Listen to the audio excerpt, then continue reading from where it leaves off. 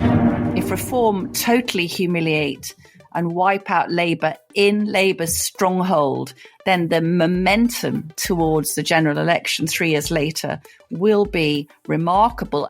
4. The Conservatives have brought forward a fantastic, I think, suite of amendments which would give parents the right, a legal right, to opt out of digital homework. 3. A collapsing deck chair of slapstick incompetence, U-turn after U-turn, winter fuel allowance, welfare cuts. 2. Watching Labour manage the economy, and it doesn't give me any pleasure to say this, it's like watching a slow-motion car crash. 1.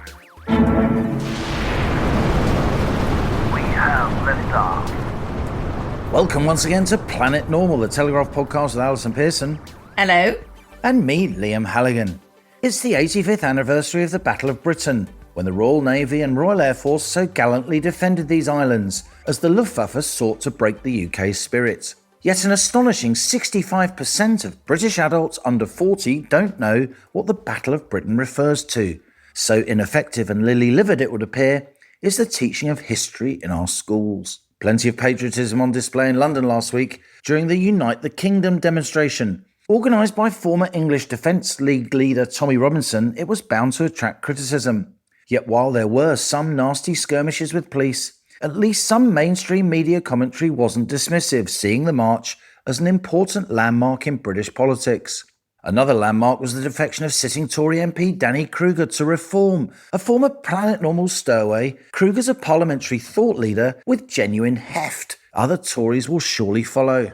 In another boost for Reform, opinion polls now foresee Nigel Farage's party easily prevailing in next May's Welsh Assembly elections, bolstering the long-standing view of Planet Normal's resident Welsh pit pony. Meanwhile, after all eyes were on America, given the tragic assassination of free speech campaigner Charlie Kirk, then Peter Mandelson's removal as Washington ambassador, President Trump is now in Britain. Something else to wind up the Labour left, as they openly plot now to oust Keir Starmer as party leader. It took 14 years for voters to get cheesed off with the Tory government, Allison. Labour's done that in 14 months, but don't worry, co-pilots, because the government's got a new policy on illegal immigration. It's called one in, one out, shake it all about, knees bent, arm stretch, rah, rah, rah. Sorry, I've had 3 shreddies this morning. Can I refer you to the absolutely brilliant headline on the front page of today's Sun, which just says Air Farce 1, which is a perfect 3-word summation of the Labour government's deportation policy. Listeners will remember a few weeks ago that Yvette Cooper proudly said that they'd done a groundbreaking deal with the French, and we thought, oh yeah, didn't we? We thought, yeah, right. We've been laughing about this for about 2 days, haven't we? The one in, one out policy, quite predictably, I think, is that they did try to deport one Eritrean this week. And of course, the lefty activist lawyers managed to block the Home Office in the High Court from sending just that one small boat illegal migrant. They've got swimming pools in Provence to pay for, Allison. These lefty lawyers. They certainly have. And as you said, Liam, at the top, I mean, it's absolutely astonishing, isn't it, that in the week that we mark the 85th anniversary of the Battle of Britain, we can't deport a single Eritrean who broke into our country. And this deal always sounded extremely dubious, to say the least. So under this deal with the French, we were sending one guy back and taking an asylum seeker in return. But now this one person, that I think they did actually put him on a plane before the progressive lawyers managed to stop the flight. And no doubt we'd forked out the British taxpayer, Liam, for premium economy seats. And at one point, I think that there were 3 journalists who did take off following the single illegal migrant. But this guy's claim was judged inadmissible, not because it wouldn't be safe for him in France, where indeed he had just come from, but France had insisted under Yvette Cooper's deal that France would only accept a returnee if he had no unresolved human rights or asylum claims which will relate to treatment in country of origin. So it's just another scene, Liam, in the Starmer government, which day by day now is more like a Buster Keaton film. In this week's column, I called it a collapsing deck chair of slapstick incompetence. U-turn after U-turn, winter fuel allowance, welfare cuts. Of course, a fortnight ago, Deputy Prime Minister Angela Rayner had to stand down over stamp duty avoidance, major cabinet reshuffle, big reset. Listeners will remember we were into phase 2. And Starmer said he'd fix the foundations. And the foundations turned out to be on quicksand because, as you said, Liam, at the top, this week it's Peter Mandelson who the Prime Minister was fervently defending last week at PMQs. But, of course, Mandelson's now predictably had to go over his grotesque and long-lasting friendship with the paedophile Jeffrey Epstein. What do you make of the unfolding farce, co-pilot?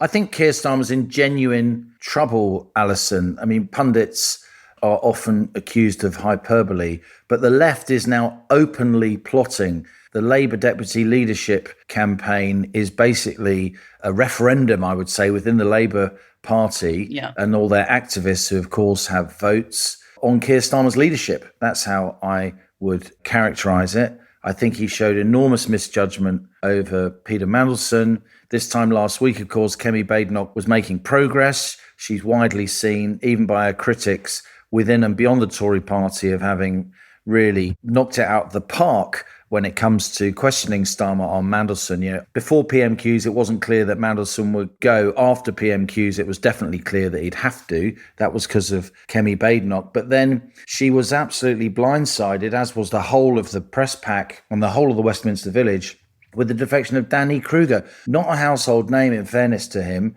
but somebody we both know, somebody who's appeared on Planet Normal, and somebody who commands genuine respect in Westminster and across Whitehall. Very thoughtful guy, extremely capable, quietly spoken, traditional conservative. And when he defected, the press conference is on YouTube, in his defection speech, he was saying, I'm not saying conservatism is dead, but I'm saying Conservative Party is dead as the main opposition. The flame of conservatism is passing from one torch to another. There won't be a by-election, but I think there will be several more defections. I said at the beginning of this parliament that Reform would have 15 MPs by the time of the next general election. That was assuming that the general election would be in 2029 as a result of by-elections and defections. I'm now saying, Allison, I think Reform will have at least 10 MPs. They've currently got 5, including Danny, even if the general election is next year. Wow. Yes, I think you were really ahead of the curve with that prediction of the number of Tory MPs coming over. And as you say, Liam, I mean, Danny Krueger is an immense asset to Reform, which is often accused of lacking in seriousness. And he brings huge intellectual and moral heft to Reform. I think Danny is one of the few Tory MPs who could have persuaded me to vote Conservative, along with Robert Jenrick, Suella, Katie Lamb, Chris Philp, who I think is doing a very strong job of shadowing at home, and of course, Kemi herself. So this is a really wounding defection for a Tory party that's already looking pretty threadbare. I think coming back to this Starmer situation, Liam, it was pointed out this week by one MP during the 3-hour debate on the Peter Mandelson scandal, which, of course, the Prime Minister was, somebody did a Dear Parliament, sorry, Keir can't be in Parliament today, he's got a verruca, love Keir's mum. So he literally failed to attend the questioning about his own role in the Peter Mandelson scandal. Oh, Mum, I can't go to school today. Of course you can, Malcolm. Sorry, you can, Malcolm. I haven't done the Vicks Sinex nasal spray advert for at least a year. And Planet Normal stalwarts, they need their fix of mad mid-70s TV trivia. I know we haven't had a Course You Can Malcolm for ages. But this is pointed out in the comments, Liam, and I think this is one to watch, that Sir Keir Starmer could potentially be as guilty of lying to the Commons as Boris Johnson was on the Chris Pincher sexual misconduct affair, which listeners will remember led to Boris's eventual downfall as PM. It did for him. And Starmer is already incredibly unpopular, and that is before the budget in November, which we already knew, didn't we, was likely to contain tax rises. But now we've got something in the last couple of days. Rachel Reeves has been warned by the OBR that its estimates for productivity are likely to be downgraded ahead of the budget. Now, surely, Liam, that makes big taxes even more likely. It does, and I'll tell you why. The first thing to say on the economy is that the inflation number came out yesterday, Wednesday, still 3.8. Inflation still at a 19-month high in the UK, even though it's been coming down across the eurozone. I think if the Bank of England does cut its own policy interest rate today, Thursday, that will be a major, major error. I think that will lead financial markets to start panicking more. Financial markets don't believe the Bank of England that inflation is going to come down anytime soon. And I think that will push up market borrowing costs. That sounds arcane, but we've been talking about this for a long time. The Bank of England is pulling interest rates down. Financial markets are saying, no, we're pushing interest rates up. We're going to charge government ever more money to borrow, companies more money to borrow. We're going to push mortgage rates up. That is indeed what has been happening, even though the Bank of England's been lowering interest rates. That's why financial traders, investors around the world are now looking at the UK with raised eyebrows. I'll just leave that there. And on the productivity, what's productivity? Productivity is a metric that economists use. It basically measures the effectiveness with which the economy turns inputs, labour, capital, into growth, into output. And productivity is linked to skills. Productivity is linked to the effectiveness of infrastructure. Productivity is linked to a lack or otherwise of regulation and so on. And in its assumptions, the OBR, something I've been pointing out for a long time, has made very, very generous productivity growth assumptions, which allow it to forecast that there will be more growth in the next few years than there has been in the previous few years. Where's this growth going to come from? Productivity increases, old boy. That's basically what the OBR has been saying for a long time. Some of us behind the scenes and in print have been hammering those assumptions, saying they're completely unrealistic. Financial markets don't believe them. And now the OBR is making it clear it gets that, and it's going to start reining in those productivity assumptions. That means assumptions, estimates of growth in the next few years will be lower than they otherwise would have been. That means more benefit spending will be assumed, and that means less tax revenues will be assumed than would otherwise have been the case. That opens up the public finances even more. It makes them even weaker, which means in order to hit her fiscal rules of having falling net debt and fiscal headroom in 2028, 2029, it's a 5-year horizon, Rachel Reeves is going to have to spend not as much and try and raise more tax revenue. That's why these arcane assumptions changing makes it a lot more likely, even more likely now, that Rachel Reeves is going to clobber us all, certainly businesses, with more taxation in her budget, which of course ridiculously isn't scheduled now until November the 26th. So we've got weeks and weeks and weeks of speculation, confidence sapping concerns that will hammer business decision making, that will rein in consumer spending of higher taxes to come. It's like watching Labour manage the economy, and it doesn't give me any pleasure to say this. It's like watching a slow motion car crash. They have to understand that you cannot tax your way to growth. And yet ideologically, the Labour Party wants to keep raising taxes. The Labour left wants to raise taxes as an end in themselves because they just want the state to be bigger. And the sort of soft left, if you like, the Starmerites, the few remaining Blairites in the party, they are not going to be able to push back now this onslaught of anger from the left, Angela Rayner on the backbenches. That is why financial markets are getting less and less confident, I'm afraid, about the UK economy.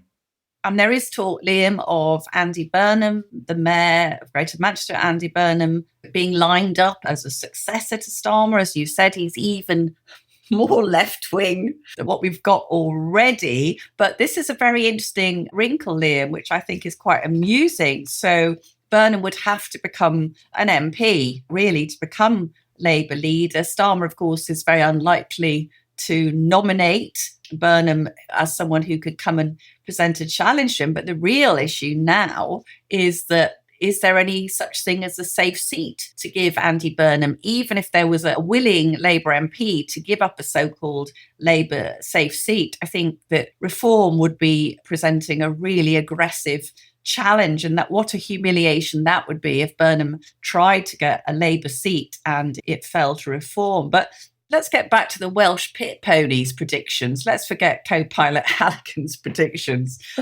I know this seems quite minor. I know it seems a bit provincial and fringe, but I do think this is hugely significant. So the latest polling for the Welsh Assembly, that's the Senedd elections in May next year, could not be more catastrophic for Labour. One poll shows Labour on 14%, with Reform and Plaid Cymru hovering around 30%. Now, people may not know a lot about what goes on in Wales. You cannot overstate what a disaster, a significant psychological blow this would be for the left, because Wales has been Labour for 100 years. Welsh Labour's got the longest winning streak of any party in the world, right? Since 1922, Welsh Labour has been Wales's biggest party in every Westminster election and all 6 Senedd elections. Now, the part of Wales I was brought up in, Llanelli, they used to say, put a kind of red rosette on a donkey and it would beat the Tory every time. That absolute conventional wisdom about where Welsh loyalties lie, that's being overturned. This co-pilot is the fall of Rome with a male voice choir singing with Anwi.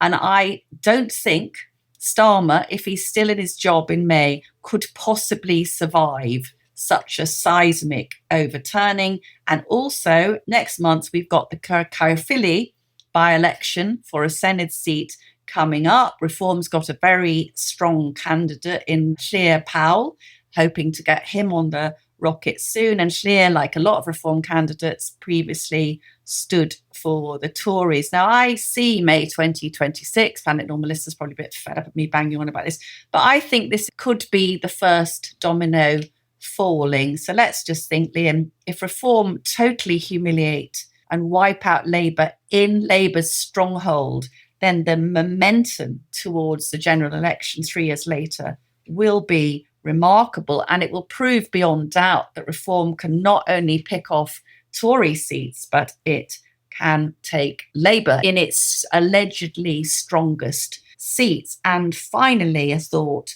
May 2026 will also see those local council elections that were postponed last time. They're going to be in Essex and Norfolk, previously Tory strongholds. We've got Kemi herself, Priti Patel, James Cleverly, Ian Duncan Smith, all holding Essex seats. Now, there is a good chance that Reform could take, I predict now, every council in Essex and Norfolk. So make this, bookmark this, listeners. We could be looking at the end of May 2026, a vote of no confidence in both the Labour and the Conservative leaders.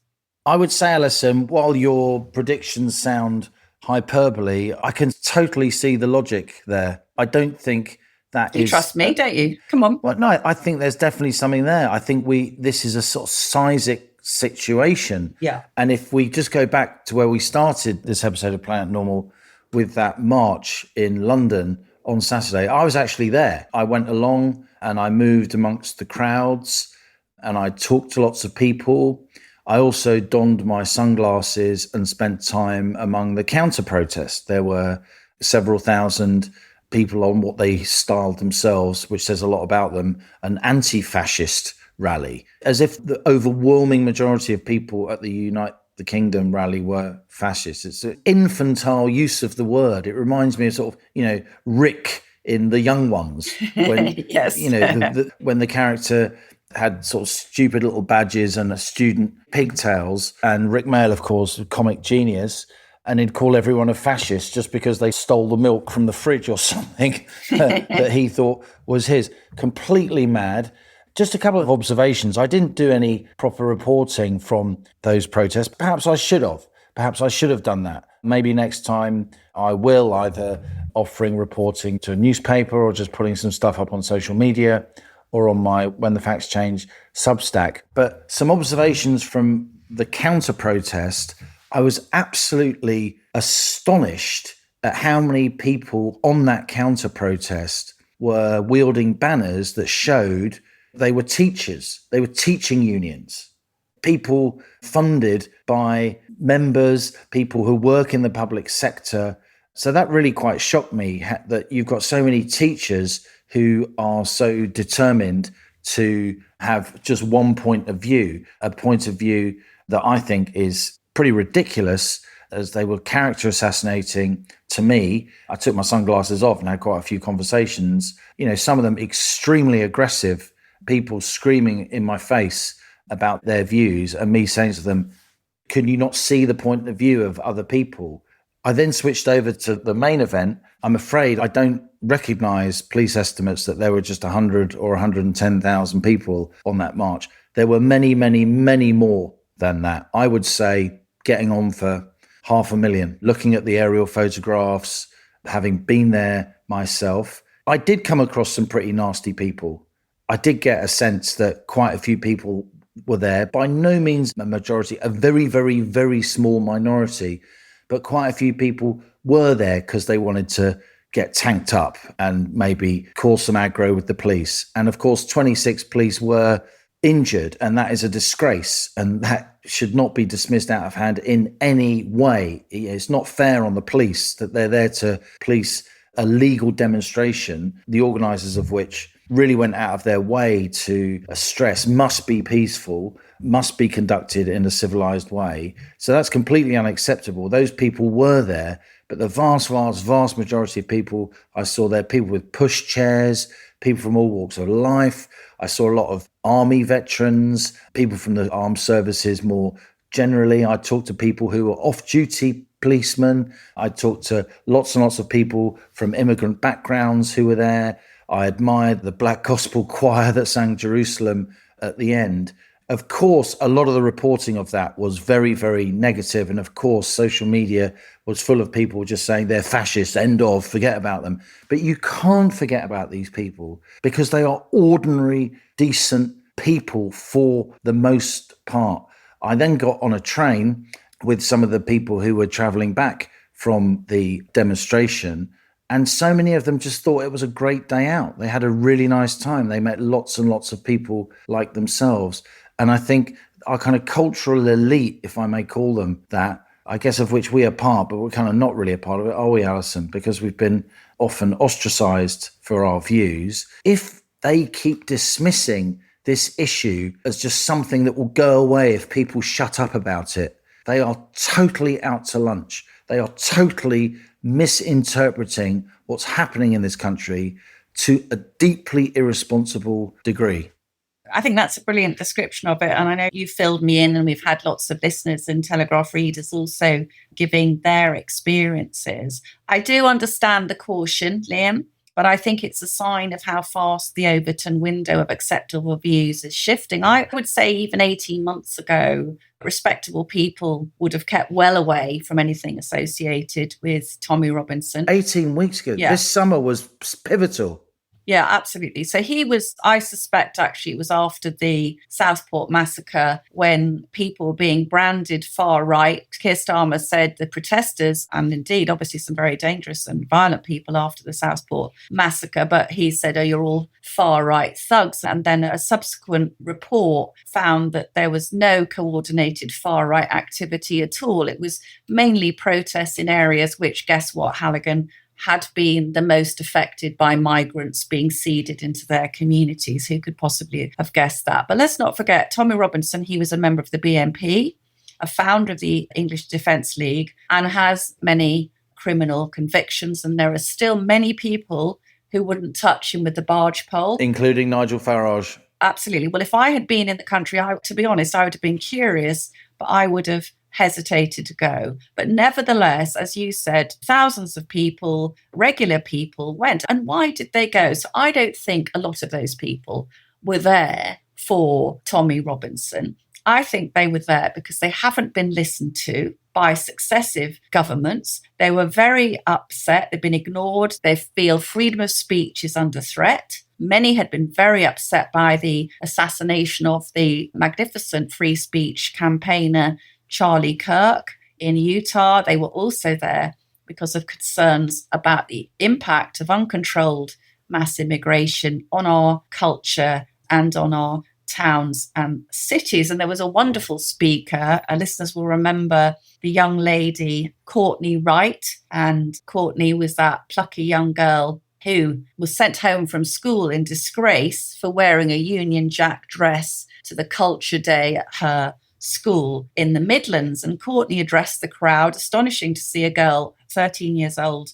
You feel like being British doesn't matter, she said, and she did pay generous tribute to the many creeds and colours that now make up our nation. But she said British culture matters too.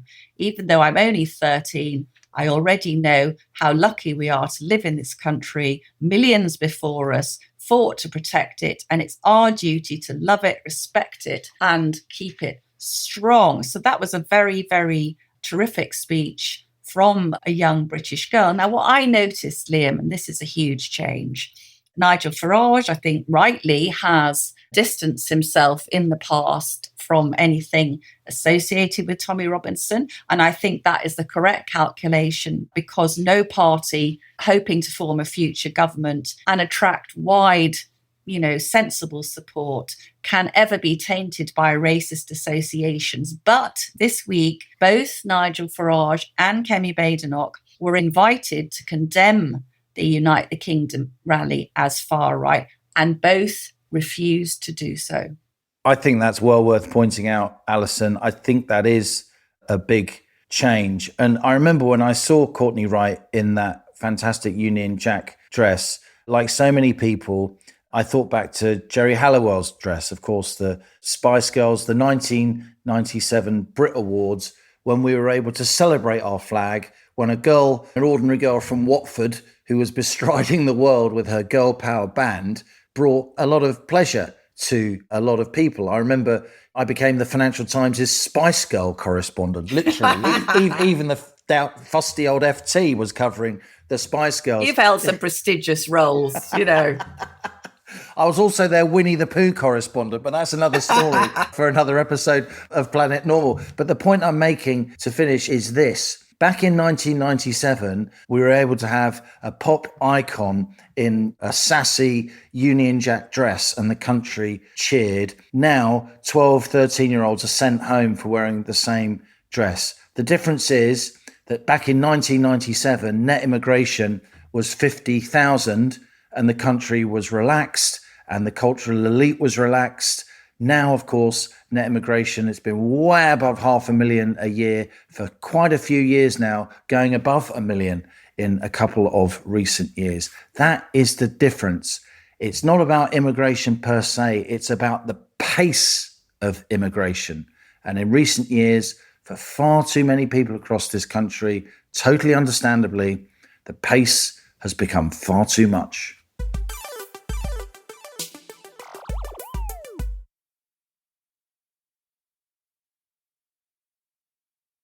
This week's Planet Normal Stowaway is a long-standing friend of the podcast, author and parent advocate Molly Kingsley, a lawyer turned tech entrepreneur who rose to prominence during the COVID-19 pandemic for championing children's rights. As a mother of two, Molly became alarmed about the ongoing and future impact of anti-COVID restrictions on children in the midst of lockdown. Taking to social media, she drew together numerous like-minded parents and founded Us For Them, a non-profit organisation dedicated to prioritising children's welfare in policy. The UK's absurdly drawn-out COVID inquiry wasn't going to investigate the impact of lockdown on children, but after dogged campaigning spearheaded by Molly, Us For Them changed that. In 2022, Molly co-authored with Liz Cole the Children's Inquiry, How the State and Society Failed the Young During the COVID Pandemic. The following year, she wrote The Accountability Deficit, How Ministers and Officials Evaded Accountability, Misled the Public and Violated Democracy During the Pandemic. That was together with lawyer husband Ben Kingsley and Arabella Skinner. More recently, Molly's been at the forefront of campaigning for a ban on mobile phones in schools and a more general move away from screen-based learning, launching Safe Screens, a campaigning group within Us for Them. She's worked with ministers and shadow ministers from across the spectrum to frame a range of legislation, and last weekend, Molly was a keynote speaker at the SDP's conference in London. I started by asking her to give us an update on the UK's COVID inquiry. It's been going 1,208 days and counting, more than 3 years, with the final bill set to be in the hundreds of millions of pounds.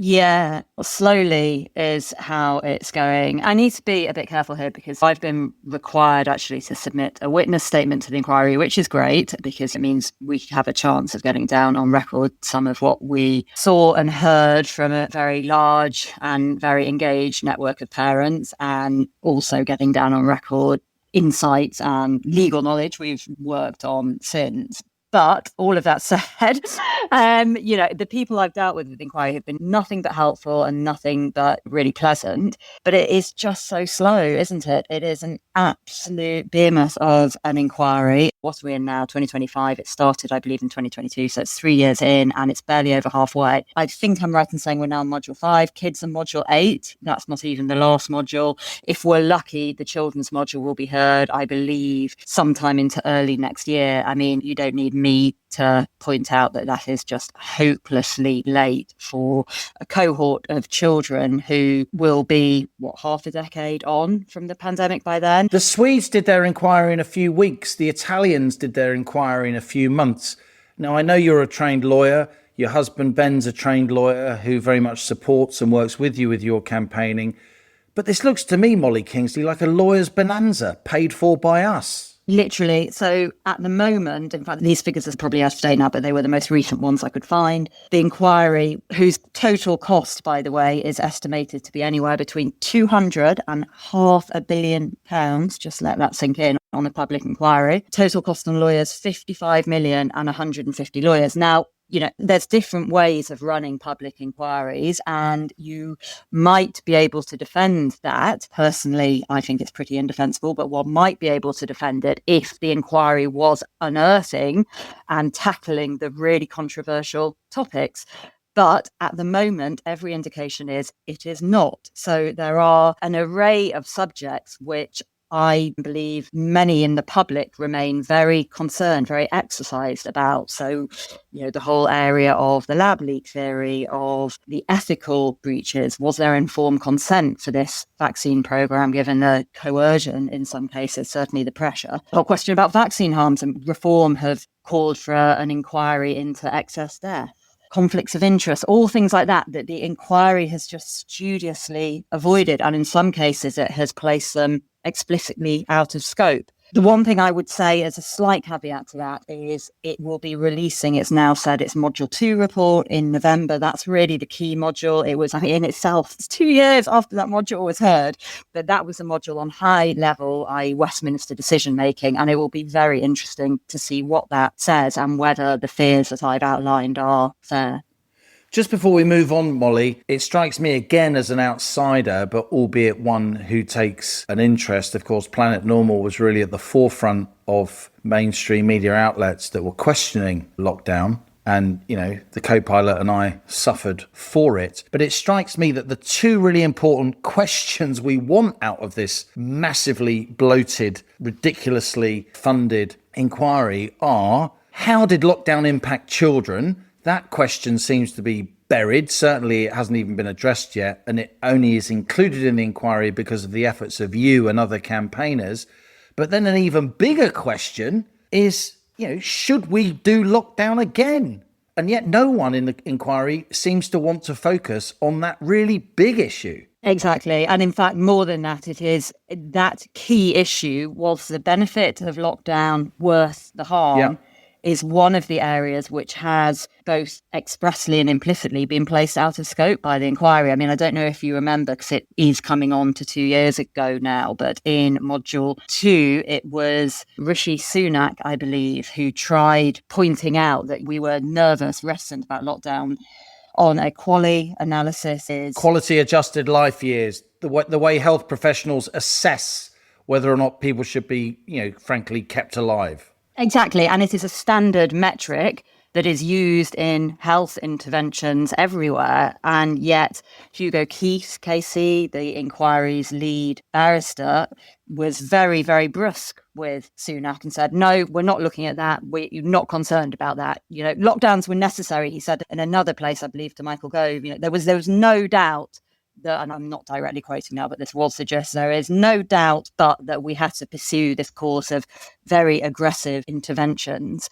And what an incredible stance for a public inquiry to take. And what, of course, is really, really interesting about this, Liam, and it will be worth watching what happens over the next 6 months, is, of course, the whole conversation in America is opening up now. So, at the same time that we have American Senate committees and the US Congress looking at all these issues, including issues that affect our people, our scientists, people like Sir Jeremy Farrar, who has been held up by the COVID inquiry as this paragon of complete virtue. Well, he's been absolutely pulled apart by the US Senate, very scathing of his involvement in the possible suppression of the lab leak theory. And this is all on record, and our inquiry has not touched it. So it's a very, very odd situation. And I think it's going to be very interesting over the next weeks and months.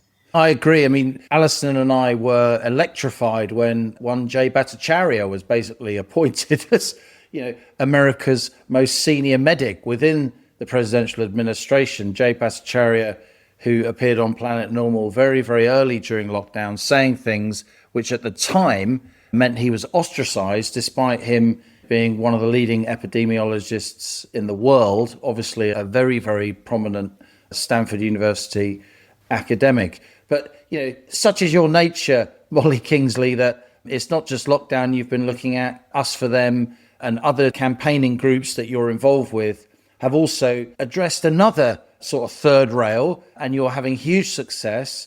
You and your colleagues were among the first people, again, concerned parents, to posit the idea that mobile phones should be, if not banned in schools, then certainly access to them should be restricted during the day.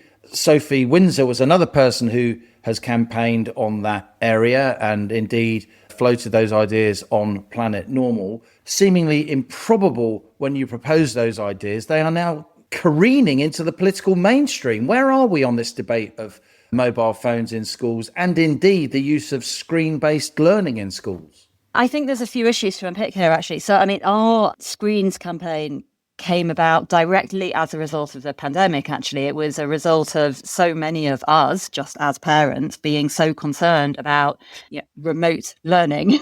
Great contradiction in terms, isn't it? Give the kids a phone and their education will sort itself out. Well, we know now that didn't happen. And I think many of us found the experience of trying to monitor children doing homework on smartphones or even on laptops, particularly in the case of younger children, very distressing.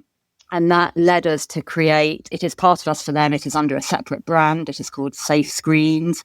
Safescreens.org is a website and it's got a significant following on Instagram. And it is, as you've said, Liam, it was, I believe, and I don't think I'm exaggerating, I think it was the first campaign globally to talk about smartphones and children. It was set up in 2022, the end of 2022. Lots of people have now joined that growing collective, and together with Sophie, who is the most fantastic advocate in this area, Sophie Winkleman, I would like to think that us and others, obviously Smartphone Free Childhood have had a huge impact in the smartphone space, have really made an impact. And I think, just as with school closures, Liam, we will get to a point where it may be a few years off still, but I believe we will get to a point where no one will acknowledge that once they thought it was a good idea for children to have smartphones. I really, really do believe that. And we are seeing already, aren't we, a real uprising including from teachers, actually. We are told all the time that teachers hate having phones and smartphones interrupt learning time. Of course they would, it makes sense. And that they need help from the government actually implementing a statutory ban.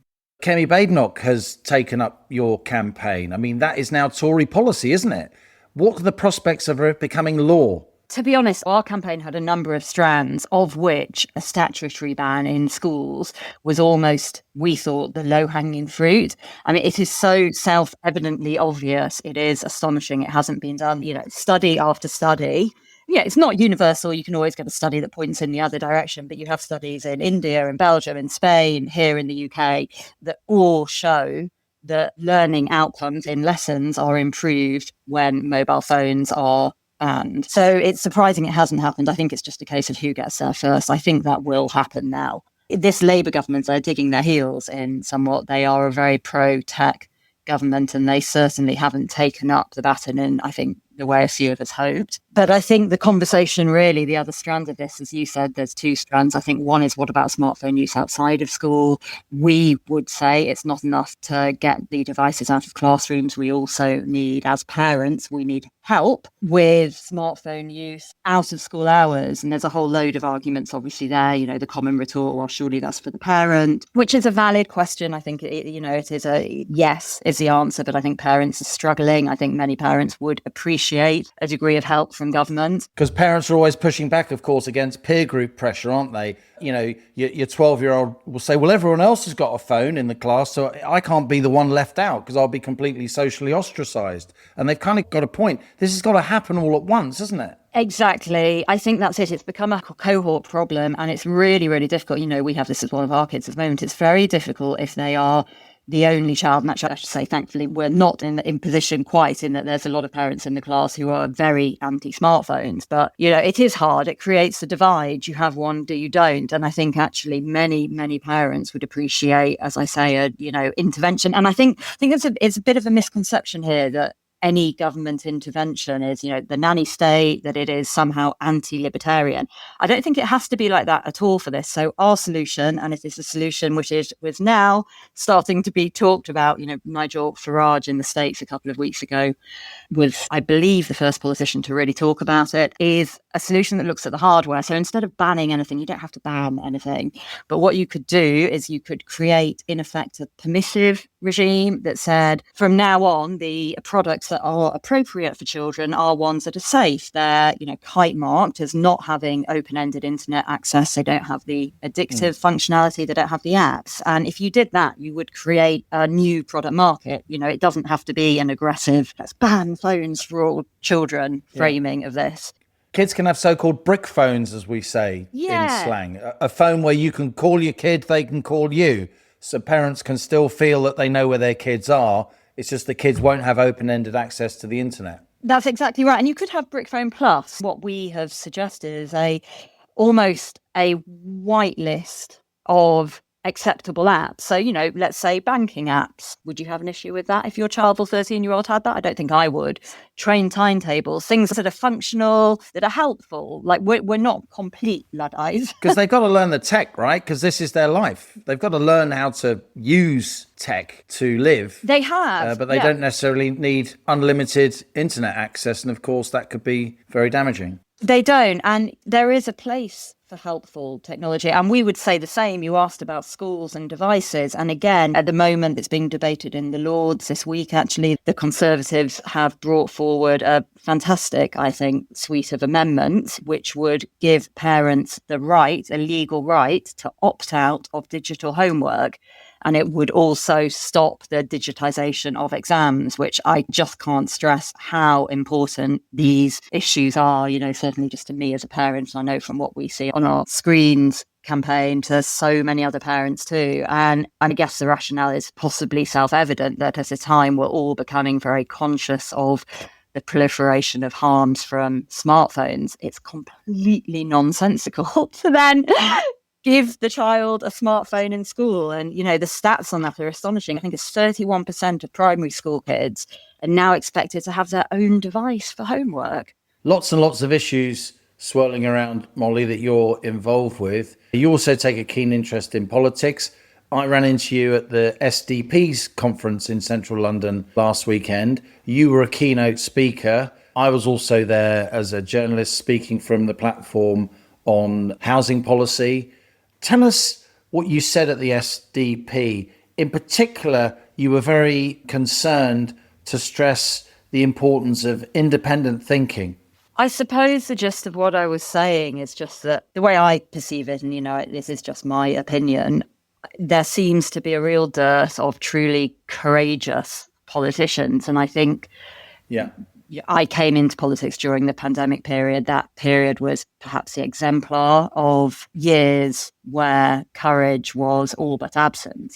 Bravery does not lie in silence. Usually, yet far, far too many of our politicians were silent. And some of them have since come out and said, oh, I never agreed with lockdown. And wasn't that all a bit of a disaster? But it's rather too late. It can be. But plenty of journalists say the same thing, Molly, let me tell you. Well, they do. And there's still time. There are issues on which you can speak. But anyway, but yeah, I know it's frustrating, isn't it? And I think many of us were very frustrated and saddened actually during that period, because particularly as it impacted kids, the damage was so self-evident.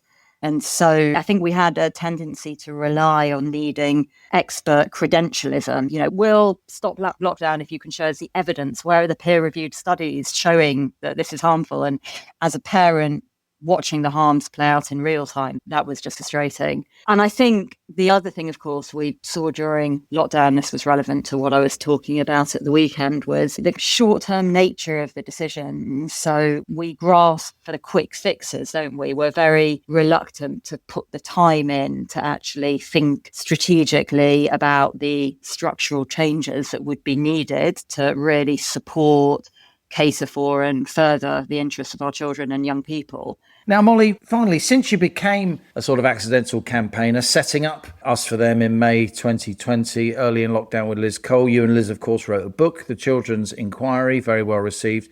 You've since written another book called The Accountability Deficit. One of the co-authors is, of course, your husband, Ben. But I see that one Danny Krueger wrote the afterword. What's he like? I have an enormous amount of time and respect for Danny. I think he's one of a small handful of politicians who is a real conviction politician. He is courageous. He will be a fantastic asset, I believe, to reform.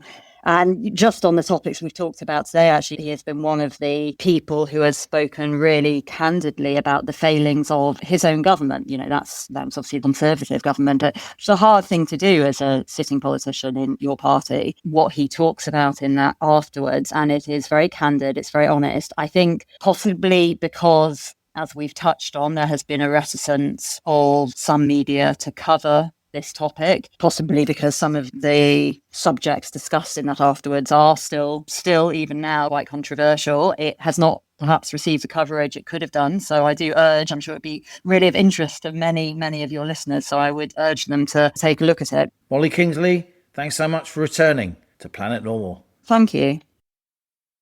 So there you have it, Allison. Molly Kingsley, campaigner extraordinaire. She gave a fabulous speech at the SDP conference.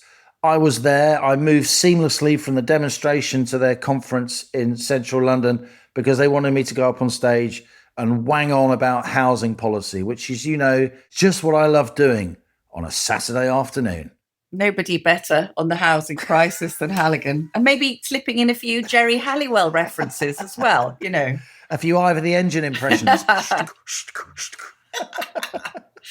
I have to say, Molly is a friend, but I so admire her tenacity in really digging down into these things. How many Planet Normal listeners have forgotten that the wretched COVID inquiry is even going on?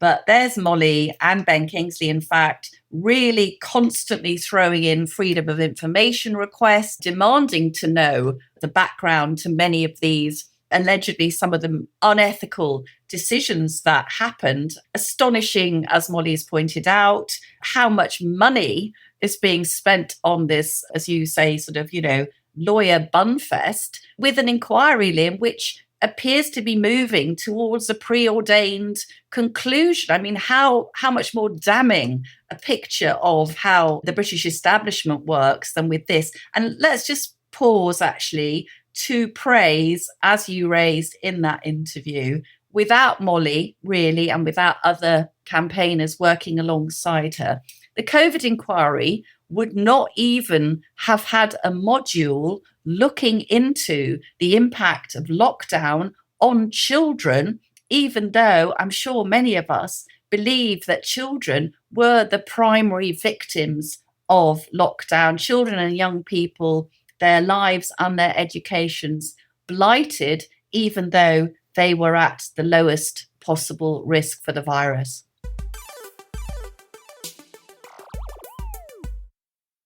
Now on to our listener emails. Your messages sent to planetnormal@telegraph.co.uk. Please keep them coming.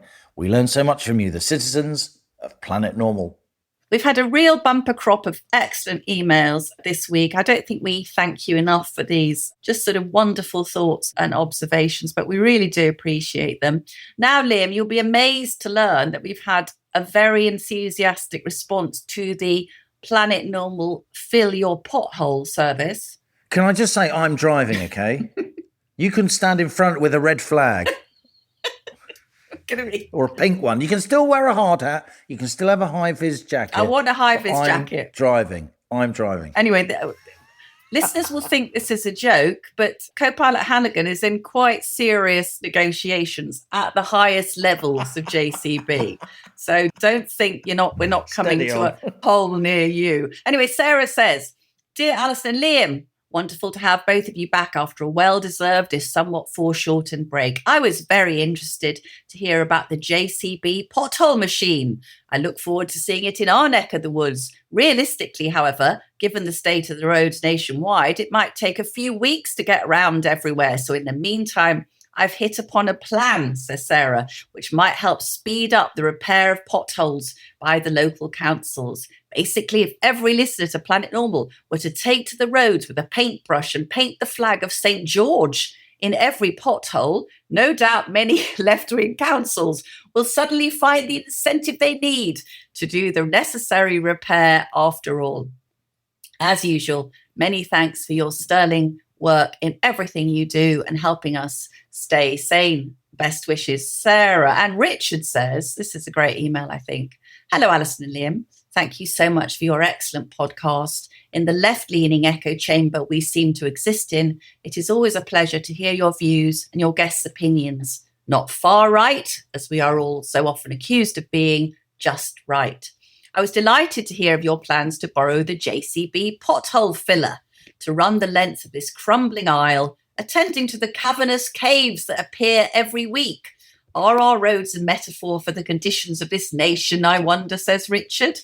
"There are certainly holes in our lives at the moment, not just the potholes. They're deeper, more troubling voids that cut through the heart of our country and in turn through my own sense of belonging. I see political holes where honour and integrity should stand firm, instead give way under the weight of self-interest and short-term gain. Crime grows while confidence in justice sinks. Government finance appears riddled with gaps, more patchwork than planned, leaving future generations to stumble into debts not of their making. There are holes in our NHS, once the pride of the nation, now stretched at every seam. Illegal immigration highlights another gaping hole in our borders, in our systems, in the political will to act decisively. These failures feed resentment, division and despair," says Richard. "I never expected perfection, but I did expect a country where responsibility, integrity and care for community would be guiding principles, not forgotten values. That's what my relatives fought and died for, bravely serving this country. Instead, the holes widen. The ground feels less certain beneath our feet. And so my worry is not just for myself, but for my children and grandchildren. What sort of nation are we leaving them? A fractured one where trust is drained away? Or can we still find courage to fill these holes with something lasting, with truth, decency, and a determination to rebuild? For now, the UK potholes remain, and you both have your work cut out filling them in. But if you need a horny-handed worker to pour in the tarmac, please look no further. I'm your man. Keep up the great work, Richard." We may be calling on him, Liam. Maybe Richard can drive as a compromise so we don't kill each other. No, I want to drive. Toot toot. This is from Anna. "Did you watch last night of the proms? It was terrific. A sea of happy faces, waving union flags, clapping, singing along, loving every minute of a beautifully produced and varied concert. Conducted by the diminutive, talented and enthusiastic Elim Chan, an evening of delight, at the end of which one felt so thankful to have it confirmed that there are actually a load of patriotic British people out there. We just don't hear about them often. I wonder how many of those present in the Albert Hall also joined the thousands in the Unite the Kingdom March. A triumph. Unbelievable that all there seemed to be in the media afterwards was a pathetic claim that the marchers were thugs and bottle throwers. How different the reporting would have been if the throng of marchers had been waving Palestinian flags and carrying genocide banners. Mercifully, it seems Kipling has a point, and the true Brits are, at last, angry enough to show their colours. How brilliant. Warmest wishes, Anna. Anna's referring there, of course, to your quote of Rudyard Kipling, a kind of G.K. Chesterton-esque quote about British people taking a long time to get angry, but then they do get angry, and how. That was, of course, in your column in Wednesday's paper. Link in the show notes to this episode. Now, there was a huge amount of praise, rightly so, for Liam's interview last week with Catherine Porter. Pip says, good to hear a sensible physics graduate explaining some energy and physics realities. Alas, the groupthink ed zealots are not listening. One additional point is that if we are forced onto heat pumps, this will give huge extra electrical demand on the few very cold winter days, 10 to 20 times even. This will need even more hugely expensive investment in the grid and wind generation. There's no solar of note in winter, and gas backup for when the wind doesn't blow. With all this investment then largely wasted for 85% of the year. Total engineering and economic insanity from Tombstone Ed, says Pip. And this is from William, a farmer in Peterborough. Love the podcast. Just listening to this week's episode on net zero. You mentioned that we are destroying our manufacturing with high energy prices. The same is true with food and farming.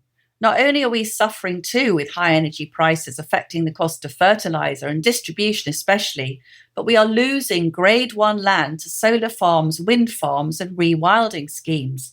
We are not only destroying the farming industry, says William, but we are going to export our world-class food manufacturing industry. The latter accounts for 25% of total UK manufacturing.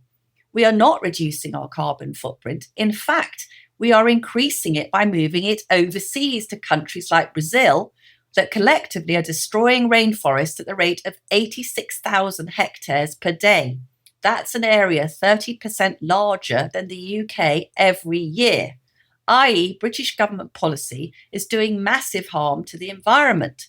Moreover, we will at this rate have no sustainable food production in the UK. And when, says William, we have a war or other major supply chain problems, we will have food shortages and anarchy. We are only 2 meals away from anarchy, says William in Peterborough. Yours depressingly, William. And finally, Allison, this is from Richard. Liam, we need to talk about the mug. No, not the mug called Starmer, the Planet Normal mug. As a proud winner, I use mine when I take my medicines, in part because the medicines relieve the pain, but also looking at the Planet Normal mug itself is wonderful medicine, providing me with a dose of hope and optimism that this nightmare will soon come to an end. However, I do feel that the mug is now a Phase 1 mug, sporting a picture of a, apologies in advance, somewhat rotund Halligan and how best to say, curvaceous Pearson. Initially, I was thinking it was time for a Phase 2 mug, but seeing what a disaster that's been for the government, perhaps best to skip straight to Phase 3 with a new refreshed mug portraying the now svelte-like pilot and co-pilot, dare I suggest, in her rather fetching Thatcherite polka dot dress, as seen at the Reform Party conference. Yeah. If nothing else, the new improved Planet Normal mug will probably provide a welcome bit of diversity to Bob the Bard's creaking shelf.